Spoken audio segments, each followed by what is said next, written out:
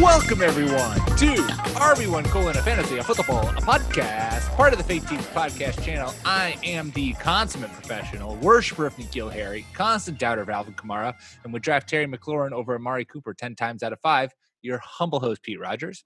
And I am joined by some of the guys. We have the Duck Father, recovering Texans fan, and will draft Josh Gordon in the 5th round, regardless if he's on a team, resident old man Clark Barnes, and El Saboteur, proud father Quentin Nelson, Scotty Miller fanboy, the coach whisperer, the wine sipperer, the Will Disleyer, working girl Jordan Smith. Guys, how are we doing today? Doing great, Pete. Great, Pete. How are you? I am doing well.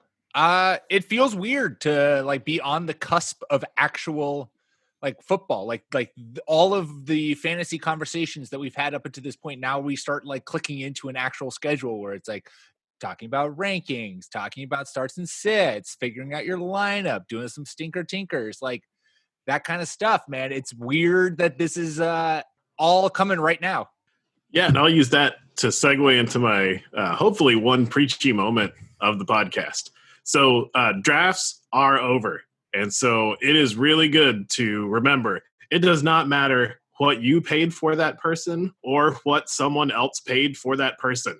That is all in the past. So don't get hung up on someone who you drafted really high and you feel like you should start if they're not performing. And when someone makes you a trade offer and says, I drafted this guy in the 2nd round, you took him in the 4th. None of that matters anymore. We're on to real football. It's all about production. Be Bill Belichick. When you traded a 2nd round pick for Mohamed Sanu and he gave you absolutely nothing, you cut his ass and you deal with the consequences. I had a buddy ask, one of my least favorite moves, is so-and-so available? Well, what would you want? I really hate that. If you want someone, you should make an offer. Even if it's a shitty offer, it at least gets the conversation going. Especially, I totally agree with that. Because a lot of times I'll just put players up on trade block or be willing to trade them just for shits and giggles to kind of see what people are vibing about that person and what you can kind of get back in return. And if someone's just well, what do you want for the person? Then I'm all right, I don't want anything. He's off. Deal with it. He's not available anymore. He's not available anymore because you asked a stupid question. Yeah. If I get a trade offer and they try to lowball me, I usually send back this is the absolute highest offer that I want for him. So kind of get closer to that positioning rather than your lowball below market offer. Yeah. That's a nice way to respond. I like the here's what the max offer would be, because then it could just be oh yeah, that's fair and reasonable, and you're sick.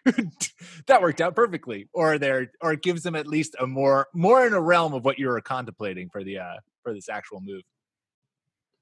It might scare them away, but sometimes if they're committed to actually getting the player that they want to trade for, they put some more draft capital behind their offer. Yeah.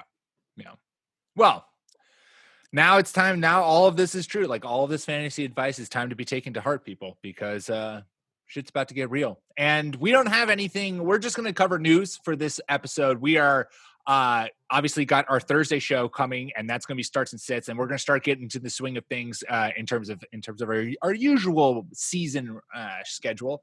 But we figured today, nothing really going on. We're going to just cover some news before the NFL season gets full swing. So let's get right into it. And we'll start literally 20 minutes after we finished recording our Thursday show, which we record on Wednesday night. And we talked all about possible Leonard Fournette landing spots. He then signs with the Tampa Bay Buccaneers and instantly kind of adds to the chaos that is the Bucs backfield in terms of just who's going to get what is anyone's role. It's hard to decipher. Is it worth deciphering, Clark? Is it worth trying to find what piece of this backfield to buy in fantasy, or is it a wait and see moment? So, well, hopefully your draft is behind you, and so That's are true. In a wait and see moment. I think a lot of people are giving Bruce Arians a lot of crap for being dishonest, and I think they're mistaking being honest in the moment and then changing your mind. I think it's very obvious what's going to happen with this backfield is Ronald Jones is going to get the opportunity to be the RB1. And I think that Leonard Fournette is just a beard hair better than Ronald Jones. And so I think eventually Leonard Fournette is going to take over the majority of the backfield, and that someone in this Tampa Bay backfield is going to be incredibly productive. The consternation and frustration of the New England backfield has followed Tom Brady to Tampa Bay, and that is how I am treating this. Good luck picking who it is, but if you do get lucky, they're gonna be some really easy fall into the end zone touchdowns here. Yeah, what followed the Leonard Fournette signing, I don't know if there's any sort of like cross listening here right now, but fans of The Watch will know Chris Ryan likes to talk about director bullshit. And sorry for the bleep, but director BS is when a director is making a movie and he's like, yeah, this is going to be like Heat crossed with Kramer versus Kramer crossed with like deep whatever Love else, Actually. but it's all just BS. They're all making movie, similar formula, whatever. And this is just coach BS. It's coach bullshit because he's like, oh, Rojo is our guy, referring to Ronald Jones. We still signed Leonard Fournette. We don't know what's going to happen here. This whole backfield is confusing. It's a mess. I had a redraft draft this weekend, actually, and I considered grabbing Leonard Fournette. I think he fell to like the 5th round, but I was like, I'm still going to pass. Like, I still am not like 100% certain that he's going to get any sort of carries right away because he's just getting there. He has a lot to learn. If they're going to stick true to their word, or if Bruce Arian is just the king of coach BS, which he kind of has been, and it's making me worried about my Scotty Miller stock right now. Scotty Filler man boy. There it is. That's the Scotty Miller fanboy is nervous. I think also, Clark, you taking into consideration literally what you just said to open the show. I feel like people were really quick to jump on Leonard Fournette passing Rojo as like the incumbent back there, but Leonard Fournette has not been what you would expect of a first round, 4th overall, running back since he's entered the league. And so I think I don't know if it's as clear cut as like Leonard Fournette just signed. Oh, Rojo's getting nothing, and Fournette is now the back to get in the Bucs backfield. If I could pick between any of the three, and Keyshawn Vaughn is somewhere in there. I mean, personally, I'd rather have Keyshawn Vaughn. I had such high hopes and aspirations for him, but now those are tumbling along next to my Devin Funchess hype train. But anyways, I think Ronald Jones is still going to be the back in Tampa, at least to start the season, that you want. Maybe Leonard Fournette passes him, but I also totally see a world where Leonard Fournette doesn't pass him.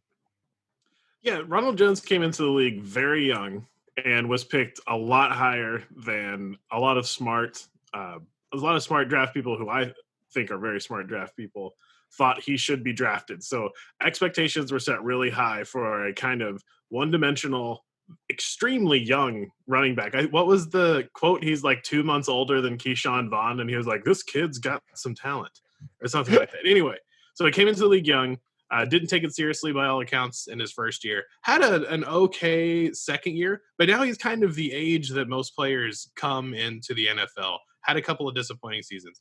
Leonard Fournette was drafted 4 overall by a coach who loves players who will run headfirst into the line. And Leonard Fournette's that kind of guy. He runs really hard, and he plays about 11 games a year.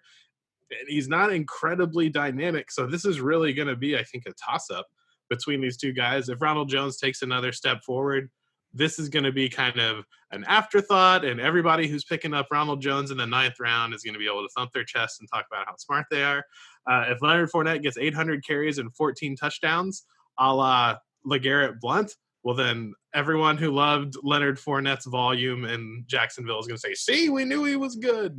So I don't know. It's a toss-up. I think aiming for Leonard Fournette to come off of waivers in a couple of weeks is probably going to be the most savvy move to be made. Moving on in the news, we have another veteran back who found his new place. Adrian Peterson was maybe a surprise release by the Washington football team. Adam Schefter certainly liked to say another surprise release, which I don't know, was it surprising? But anywho's, AP was a free agent for a hot second, and then he quickly signed with the Detroit Lions, so he's going back to the NFC North. We've talked about this Lions backfield, or at least I have, in terms of the fact that I wanted to stay away. I don't think that the addition of Adrian Peterson has changed my mind. But Jordan, what's your feelings on this?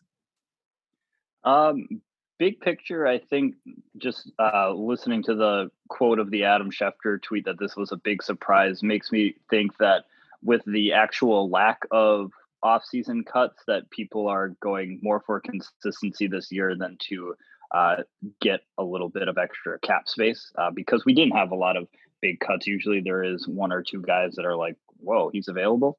But Adrian Peterson shouldn't be that big of a surprise because it's like a 35-year-old running back. I don't really know why Schefter was all surprised that. I mean, he looked good last year, but for a team that has no aspirations of doing anything close to success, I feel like it was not a terrible move. Continue, Jordan. My apologies. It's a surprise in that it leaves them with rookie Antonio Gibson, who I actually did some studying on and I really like now. And then Bryce Love, who may or may not have a bionic knee that remains to be seen. So that just doesn't leave them with a lot of depth. It just also further muddies the Detroit Lions backfield, which I think we all kind of decided we weren't going to take a piece of in the NFC North pod anyway, because Kerryon Johnson, DeAndre Swift, now Adrian Peterson, who knows, this one might be just as messy, if not more, than the Tampa Bay Buccaneers backfield right now. Yeah, it was already an easy situation to avoid. And I think Adrian Peterson is kind of the quintessential, no, Matt Patricia is definitely going to use that person and like that person type of back. It does make me a little bit more excited about folks who are paying attention and pick up Antonio Gibson. I had a draft this weekend, and like in the 7th round, I was like, this feels like the most I'm an analyst pick ever. I'm going to take Antonio Gibson because I picked Patrick Mahomes in the 2nd round. So, Jordan, it feels good to know that you like him. I just know that he plays football for the Washington football team. That's the extent of my Antonio Gibson take. I felt like I had to look into him and I had to grab some stock because every year there just seems to be a guy where everybody else is like in on, and I'm like, I don't know. I haven't like looked into it, and maybe it's just too overhyped. He is on Washington, so who knows how that's going to pan out. But I'm just like, screw it. I need some stock. He's my 3rd running back. No big deal. Yeah. I discovered that I had like drafted him in the last round of a dynasty league I was in. And I was like, oh, well, this is nice to just have a pleasant little Antonio Gibson surprise waiting on my team as his stock just ascends through the stratosphere. I don't necessarily think I've seen him going like kind of stupidly high, and I don't necessarily know I'm buying that much, but I do think that like he is now the incumbent starter, presumably in Washington's offense, and it's an offense that we've spent a lot of time talking about in that there's really nothing there outside of Terry McLaurin. So there's endless possibilities for a guy like Gibson, who is both obviously a running back who can run, but is a very talented pass catcher out of the backfield. And I mean, connecting dots, last running back Ron Rivera had that could do both was Christian McCaffrey. Is Antonio Christian McCaffrey? I would say yes. I'd say Antonio. You heard it here first. It's Christian McCaffrey. So drafted as such. Your 101 pick should be between Christian McCaffrey or Antonio Gibson, is what I'm saying. Not Barkley or Elliott. No, they're way down there. I will say that like the first clip that I watched of Antonio Gibson was all of his plays against, I think, Houston last year. And the first like 10 to 12, he was lined up in the slot rather than taking a carry. So that's what kind of sparked my interest a little bit there. Give me all those PPR points. Oh, yeah. Yeah, just to take a victory lap before things even get started here. I was really irritated at everybody just not understanding zero RB at all and deciding that zero RB was dead and a stupid strategy. Well, here we are on the eve of the season, and there's an awful lot of running back value super late in drafts. And there's a lot of really smart people out there sitting with like Michael Thomas, Julio Jones, and Juju Smith-Schuster as their first 3 players drafted. There's going to be plenty of running backs to pick up off the waiver wire like there always are. And so I just wanted to have a second preachy moment on the pod. I also do think this is not a news bulletin, but I feel like people totally off tangent. I feel like people way too quickly soured on Philip Lindsay I feel like the Denver's backfield is going to be a lot more split than people thought, and Philip Lindsay going in like whatever the 10th, 12th round is going to be a bargain. So football guy Cecil Lammey, who is all over the Denver Broncos situation all the time. He has brought us so many hits throughout the years on Denver. Said he is baffled that Melvin Gordon is going so high and that Philip Lindsay is going so low. So I've picked up Lindsay in later rounds just because he covers the team and he also is a huge fantasy nerd and he's been right about tons of stuff in the past. Also, Jerry Jeudy, heads up. Jerry Jeudy. Apparently. Yeah. Cecil Lammey shout out. Yes. And we talked about this too on the AFC West pod, is that like Melvin Gordon, when he came back, yeah, he kind of put up some fantasy points, but also he just was clearly not better than Austin Eckler. Austin Eckler was just able to do a lot more. So it's like, is Melvin Gordon really going to hop in Denver and be like the guy to take over? That it's not like he's working with an all-star offensive line or even as good of a QB as Phillip Rivers. Sorry, Drew Lockheads. No, I think it's. I think that situation could play out a lot more different than people were expecting. Moving on in the running back news, I guess this is like nicely broken into running back and then wide receivers. Well done, whoever did these notes. Yours truly. Well done, me. Pat on the old back. Damian Harris, the Patriots placed on IR. He's set to miss the first couple of weeks with I think a wrist or a hand injury. Only reason I'm bringing this up is because Damian Harris had a great camp and was a kind of sexy sleeper for those in the know. Those analysts out there, Clark, doing those fantasy drafts. And now he's out, which means, I don't know, expect more Rex Burkhead? Question mark? Who knows what this Patriots offense is going to look like? So this is my fault. After telling myself again this year that I wasn't going to bother with the New England backfield, there I was in the 10th round and thought, Damian Harris or Sony Michel, why not Damian Harris? And I doomed him to injured reserve. And I should have done what I knew I should have done, which is just avoid this whole mess again. Sorry, everyone. Oh, Clark. Ruining it for everyone. The double worst chutzpah comes back to bite him. James White should still have a pretty good season. James White, the last running back that Cam Newton used to play with who could run the ball and catch passes out the backfield? Christian McCaffrey. Is James White Christian McCaffrey? I mean... Is he Antonio Gibson? Is he Antonio Gibson? First? Yeah, I don't know. Maybe he's the best of those three. Who knows? There's a lot up in the air. In Pete's new running back ranking, Christian McCaffrey 101, Antonio Gibson 102, James White 103. Wrapping up running back news, Lamar Miller is visiting the Bills, and Devontae Freeman visited the Jags but didn't get a deal done. So two veteran backs on the market. The Patriots seem a little silly now, in my book, at least, from cutting Lamar Miller, given the fact that they don't have Damian Harris. But, who is to say I'm wrong? Lamar Miller going to Buffalo, though. We talked about this as a possible Fournette destination. Again, we spent time on this Buffalo's backfield, just talking about Devin Singletary and Zach Moss. And adding Lamar Miller, I would not be a fan of. I do have some Zach Moss in some of my leagues, and I'm kind of stoked for him to be a lot more productive than people maybe are just the general masses, the plebeians who are out there who aren't analysts like us are expecting of him. So I would not be a fan if Lamar Miller decided to go to Buffalo. Not liking it. Yeah, I need all the back rumors, or if they bring people in Buffalo, I need that to just stop. You guys have a good amount of running backs. No need to sour this Zach Moss stock any further. Agreed. Just let it ride out. What I do love is the fact that Miles Sanders has been nursing a hamstring injury for the better part of most of camp, and the Eagles have yet to bring in any of these veteran backs. So clearly Philly is like, we are riding or dying with Miles Sanders, which is good because many of my fantasy teams are riding or dying with Miles Sanders.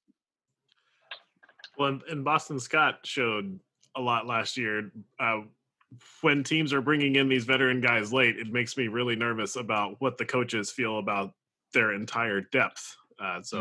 Not looking good if the Bills make a signing, but making Eagles fans, real football Eagles fans, probably feel better about real football Eagles running back situation.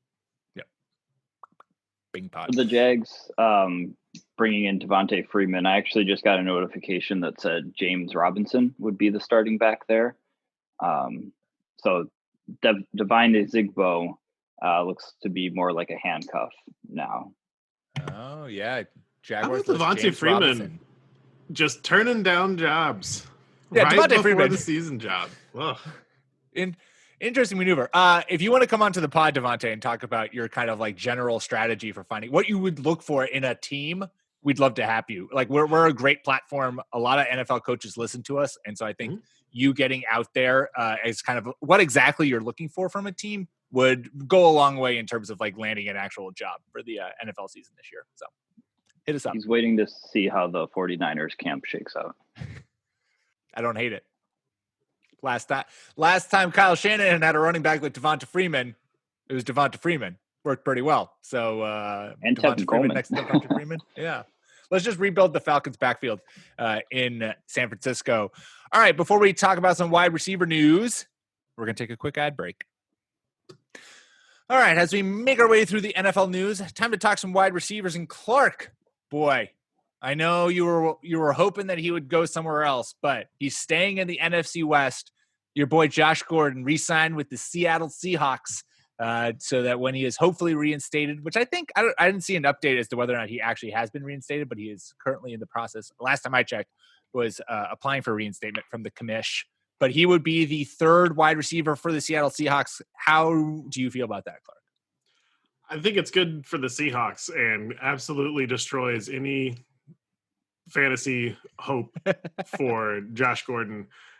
Interesting real football note. We'll see if the NFL is all talk, as they usually are, about race relations to see if they'll keep their systematic racist marijuana laws in place longer than most of the country, or if they will realize, hey, this person's doing something tons of people do and maybe needs a little help instead of being fired. So that's more interested in what I'm seeing with the Josh Gordon topic. Fully agree with that. Yeah. Philip Dorsett just came back to practice. I think he was having an issue with a foot injury. He's still in Seattle. They signed and let go of Paul Richardson, I think within the span of 7 days. He just wasn't in the building very long as soon as the Josh Gordon news started to go through. That combined with just I think the way Seattle knows Josh Gordon in a situation, I think they're pretty confident that he will come through on the other side of this, of being able to play at least at some point this season. So, Josh Gordon. Yeah. Tyrell Williams is hitting the IR for the Las Vegas Raiders. He was someone we talked to. Maybe we didn't talk about it, but he had a torn labrum a while ago, and it seems like he will not be playing this year.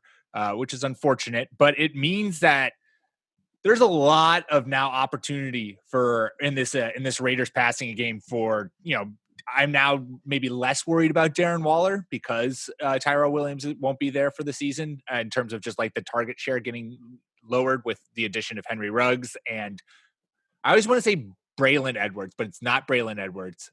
Brian Edwards. There you go. Thanks, Jordan, being added to the team along with Hunter Renfrow. So no Tyrell Williams. I think that you're still buying, obviously, Henry Ruggs, who I love. Like I said, Darren Waller, I think now I am at least maybe a little less worried about him. And then obviously we talked a lot about Hunter Renfrow back in our AFC West breakdown as a name who, especially in PPR leagues, could be a late round steal. Josh Jacobs or nothing for the Raiders for me. I do hope that he gets more passing game work this year. I feel like I'm going to come back and be disappointed in the fact that I don't have many shares of Josh Jacobs. Tyrell Williams, the injury certainly hurts their depth at the receiving corps, but I still think it's going to shake out relatively similar to who the top guys are, being Darren Waller, Edwards, Henry Ruggs, who we just talked about, Hunter Renfrow, the guy who least looks like a professional athlete in the entire game. And they also, in one of the weirdest moves of past week, is they traded their third round pick, who was supposed to be this like flex running back wide receiver type Lynn Bowden Jr. from Kentucky, like this wildcat guy, to Miami. And I think that also opens up, as Clark was alluding to, Josh Jacobs. I think they're a little bit more confident in his pass catching ability. And I think they just swallowed a very big L with the Lynn Bowden thing. And they're just like, no, this isn't working out. He is not for us. Yeah, and this is totally projecting and not fantasy impacting, but what a change for Miami that Las Vegas trades this person to Miami, and you think like, oh, that's really good. That Miami's organization is pretty good now. Like Brian Flores has done, it seems like a really good job kind of turning things around in Miami. I know it's only been 1 year, but they tried to lose and just couldn't at the end of the year. And hearing a lot of Miami players coming out and saying they just absolutely love playing there now. So how interesting that I first heard that move. I was like, that makes me interested. That makes me interested in him now that he's going to a good organization like the Dolphins. The first thing I thought of was like, this is some cheesy ass Madden shit where you trade a future third for like the rookie that a CPU team just drafted in order to get them onto your squad. I can't think of any time where I've heard like a rookie getting traded before the rookie even sets foot on the field. Yeah, and he wasn't even like part of a package for like a superstar or something like that. He was usually the deal.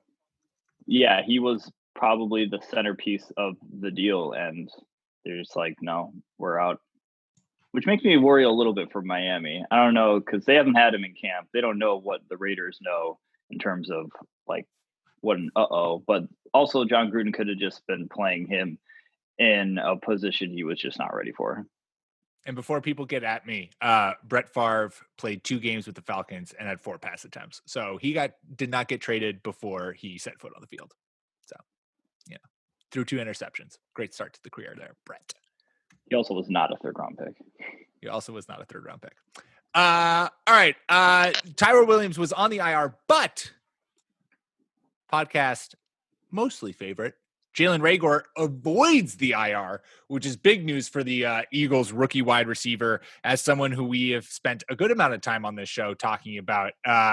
It's definitely, I am excited to see what this Philly offense looks like. Nick obviously has quite the love for Deshaun Jackson, and so does Clark. Thanks for keeping it clean. I kind of had like put myself into a corner there where I was like, oh, I need to find a word that is not what I was going for. That is maybe a little more appropriate. Anyways, so yeah, this Eagles offense will be something to like keep an eye on, especially given if a healthy Carson Wentz and everything clicks, like this could be really explosive. And Jalen Reagor avoiding IR and being able to play this year is a huge plus for him and anyone who has him on their fantasy team, obviously. Yeah, it's nothing incredibly new on this take for me. The Eagles have just been absolutely cursed by injury, and they are a good team with a good quarterback and a good coach. And so if they could just get a little help at wide receiver, they're going to be real thorns in the side for Cowboys fans, and that horrible NFC East might send 2 teams to the playoffs instead of have one get in with 7.5 wins this year. New York and the Cowboys. Just kidding. I want it does the entire NFC like East to just tie. All of them have 7-9 records, and then just see what happens. Philly right now is like Chargers East, except they actually won a Super Bowl a couple of years ago. It's just like they have very high expectations generally. They have a lot of talent, but they just get bit in the worst way by these injury bugs. Like it's always the big guys that go down for them. Also, yeah, what I a won't be descent on from the greatness for Alshon Jeffrey. Disconnected. Oh, Clark got rocked. Sorry, we had Bluetooth action at the house. So since I'm not going to be on the Thursday start and sit show, start Deshaun Jackson. I'm putting him in over. No, I moved him in front of DeAndre Hopkins. Who was it? I don't know. Deshaun Jackson, if I was doing ratings, would be like my number 10 wide receiver this week. So start him and Will Fuller while you can get them in. Take advantage of the opportunity. Yeah. I am for fake teams doing the wide receiver rankings this year, and I currently have Deshaun Jackson 26th. Too low. Okay. Top 10. I'll bump him. I'll pump him up to top 10. I have I'll beer bet with myself that Deshaun Jackson has a top 10 week 1. I have DJ Chark as a wide receiver 1 this week. There's my sexy take. Anyways. I'll beer bet you Clark on that one. I bet Deshaun Jackson will not be a top 10. Good. I don't know how to respond. I'm really excited. Good. He's playing Washington, right? Like on top of him being the only game in town.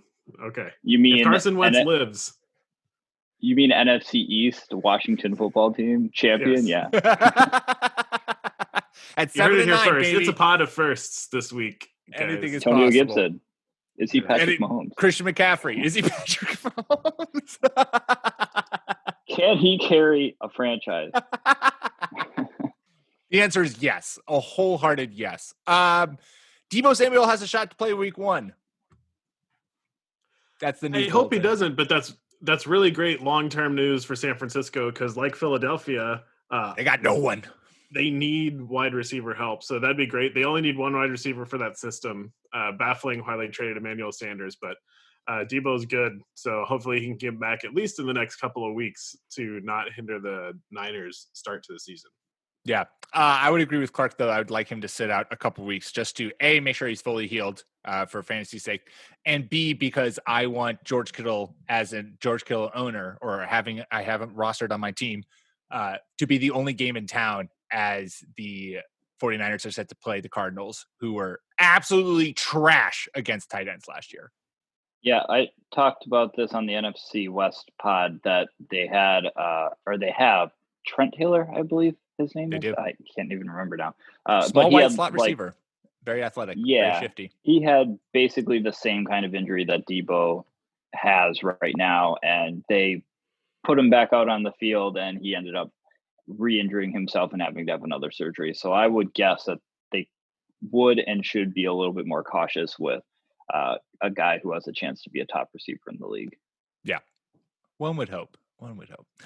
And finally, to wrap up our news and the show, we're going to check in on a podcast favorite because he is someone who I feel like has gotten a lot of playtime on this show throughout the existence of his NFL career and this podcast. He is someone who we are always only hope the best for and only want to see him succeed. Josh Rosen got cut by the Miami Dolphins and signed to the Tampa Bay Buccaneers practice squad.